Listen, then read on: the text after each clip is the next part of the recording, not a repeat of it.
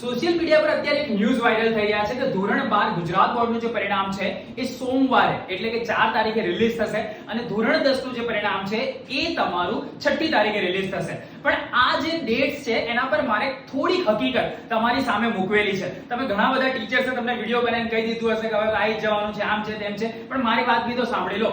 પહેલી વાત કે ગુજરાત બોર્ડની જે વેબસાઇટ છે એના પર ઓફિશિયલ કોઈ પણ જાહેરાત કરવામાં નથી આવેલી કે ભાઈ રિઝલ્ટની તારીખ આ છે. અત્યારે જે તમને ન્યૂઝ આપવામાં આવી રહ્યા છે કોઈ પેપર કટઆઉટ્સના આધારે આપવામાં આવી રહ્યા છે કે જે બોર્ડની વેબસાઇટથી તદ્દન અલગ છે.